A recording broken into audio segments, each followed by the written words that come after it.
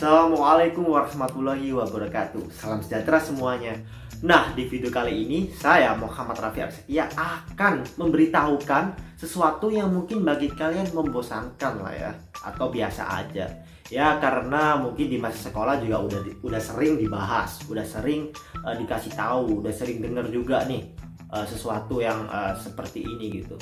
Lantas bagaimana jika sesuatu yang membosankan ini saya kemas, saya gabung dengan fenomena yang menarik belakangan ini terjadi gitu lah. Ya mungkin kalian udah tahu lah ya fenomena apa itu, contoh apa itu. Setelah dikemas, udah deh pasti nggak bakalan boring kalian nonton video ini. Langsung saja check this out. Oke, untuk bahasan yang pertama nih, kita langsung saja mengarah ke judul ya. Kalian pasti juga udah bacalah judulnya apa itu ya kan, yaitu aktualisasi terhadap nilai-nilai Pancasila. Tuh, aktualisasi dulu deh. Apa sih aktualisasi itu? Aktual berarti nyata nih, real, benar-benar gitu kan. Nah, kalau aktualisasi sendiri berarti sesuatu yang diimplementasikan secara real atau dilakukan secara nyata, benar-benar, yang dicontohkan misalnya dalam kehidupan sehari-hari lah ya, sederhananya. Nah, kalau sesuatu yang sederhana ini kita kaitkan dengan Pancasila tuh, atau nilai-nilai Pancasila tadi, gimana tuh aktualisasi nih ya, yang identik dengan implementasi. Kalau kita gabung dengan nilai-nilai Pancasila yang identik dengan 5 sila itu gimana? Oke kan tadi aktualisasi implementasi ya. Gimana kalau apa yang diimplementasikan dari Pancasila? Apa yang bisa diimplementasikan dari nilai-nilai Pancasila, dari 5 sila itu ya, yang pertama sampai kelima itu, atau dari tiap-tiap silanya, apa yang harus diimplementasikan dari sila-sila tersebut. Oke, nah maka dari itu akan saya bahas di video kali ini, beserta fenomena apa yang terjadi nih ya, yang kalian pasti udah tahu lah fenomena ini ya kan. Oke, langsung saja. Kalian udah tahu kan, PON Papua 2021, mau generasi baby boomer, generasi milenial, generasi Z atau generasi Z, ya udah kenal banget lah ya PON Papua yang kemarin diselenggarakan baru-baru ini, itu yang sukses 2021, yang mungkin ya karena corona kan aslinya 2020 ya, jadi mundur setahun lah 2021. Tapi kalian tahu kan PON Papua itu apa? Kan olahraga nasional lah kepanjangannya, kalau nggak tahu ya pasti udah tahu lah ya, yang isinya kompetisi olimpiade kayak gitulah. Nah, PON Papua ini kan ya sama aja kayak olimpiade dunia gitu ya, kayak SEA Games, Asian Games kayak gitulah. Nah, tapi apa yang membedakan dari game-games tersebut gitu kan, yang namanya PON ya, Pekan Olahraga Nasional, udah pasti nasional ya, Indonesia gitu kan, atau satu negara gitu. Jadi kalau bedanya antara Asian Games, SEA Games atau olimpiade lainnya ya, ini diselenggarakan khusus untuk satu negara, yaitu negara Indonesia, yang isinya berbagai macam pulau, berbagai macam suku dan sebagainya, tapi kumpul menjadi satu dalam Pekan Olahraga Nasional. Nah, kalau tadi nih PON kita kaitkan dengan Pancasila, itu enaknya masuk yang mana ya? Enaknya cocokkan sama sila yang keberapa ya? Tahu sendiri lah ya, PON tadi itu kayak gimana? Pekan Olahraga Nasional, bersatunya berbagai pulau, berbagai provinsi dalam satu kompetisi, dalam satu forum. Lebih cocok yang mana lah ya, dari kelima sila tadi, sila pertama sampai kelima itu ya kan. Nah, kalian semua pasti pinter-pinter lah ya, pasti bisa nebak. Jadi kalau menurut aku nih ya betul banget masuk Pancasila sila ke-3. Loh, kenapa kok bisa ketiga? Persatuan Indonesia apa gitu ya. Mungkin kalau kalian belum tahu ya arti dari persatuan itu apa ya, oke akan saya jelaskan. Nah, kalau dari kata persatuannya sendiri nih ya identik dengan kata lainnya berkumpul, bersatu. Persatuan itu sama aja gitu, kayak maknanya itu sama aja.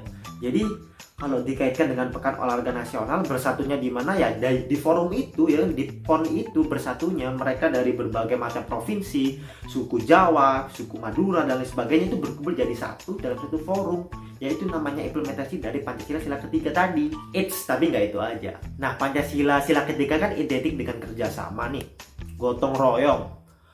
Padahal di PON Papua ini juga sedikit berbeda dengan tahun-tahun sebelumnya, mungkin karena adanya pandemi COVID-19 ya kan. Nah, di pandemi COVID-19 itu nggak bisa, kita itu bergerak sendiri itu nggak bisa. Kayak satu kekuatan bergerak sendiri itu nggak bakal bisa, itu pasti hancur, pasti harus ada bantuan lagi, backup lagi dan backup lagi. Nah, gimana caranya kerjasama dalam PON ini kan? Caranya kerjasama, caranya gotong royong dalam forum PON ini tuh kayak gimana sih? Apalagi di pandemi COVID-19 seperti ini. Nah, kemarin kan juga ada berita tentang vaksinasi, kita disuruh vaksin. Nah, dengan adanya PON ini juga otomatis mereka menggelorakan agar cepat vaksin, apalagi atlet-atletnya itu pasti udah diharuskan atau diwajibkan vaksin. Dengan begitu kan ini juga senantiasa membantu kerjasama dalam vaksinasi di Indonesia. Jadi orang-orang ya nggak usah terlalu kayak ribet, mungkin yang males gitu ya kan. Nah, dengan adanya forum PON ini kan secara tidak langsung mereka akan mau vaksin ya, karena apa, mereka mengikuti suatu kompetisi, dan begitu kan secara tidak langsung akan membantu dalam vaksinasi di Indonesia. Kayak berjalannya vaksinasi di Indonesia secara tidak langsung bisa bekerja sama, bergotong royong membangun Indonesia bebas dari COVID-19 secepatnya gitu. Itu juga implementasi lain dari Pancasila sila ketiga. Nah, selanjutnya Pancasila sila ketiga identik dengan toleransi. Ya, you know lah toleransi. Berbeda-beda agama, semuanya, suku, budaya jadi satu. Harus toleransi, harus saling menghargai gitu kan. Nah, kalau dikaitkan dengan PON itu kayak gimana ya? Apa toleransinya itu di mana gitu kan? Kalian tahu kan? Papua. Yang menyelenggarakan ini pasti Papua dan pemerintah Indonesia, of course. Dan yang main, apakah cuma pemain dari Papua aja nih? Apakah PON 2021 di Papua ini diselenggarakan khusus untuk pemain Papua? Enggak kan? Karena ya, you know lah, kalian nonton di YouTube, di artikel, kalian baca di artikel, kalian nonton videonya kompetisi apalah, lomba futsal, basket, atletik di YouTube itu pasti ada semuanya ya. Semuanya berlawanan berbagai macam provinsi. Ada dari Jawa Timur, Jawa Tengah, Jawa Barat, Jakarta, Sumatera, Kalimantan, Nusa Tenggara, Bali, Sulawesi, bahkan sampai ke Papua lagi. Ya semuanya ikut jadi satu gitu loh. Jadi menghargainya di mana, yaitu ya mereka saling menerima dalam satu forum itu. Ya ditujukan memang kompetisi ini ya untuk mereka yang ada dalam satu Indonesia. Entah kalian itu dari Jawa Timur, itu bodo amat, yang penting kalian ya main kompetisi.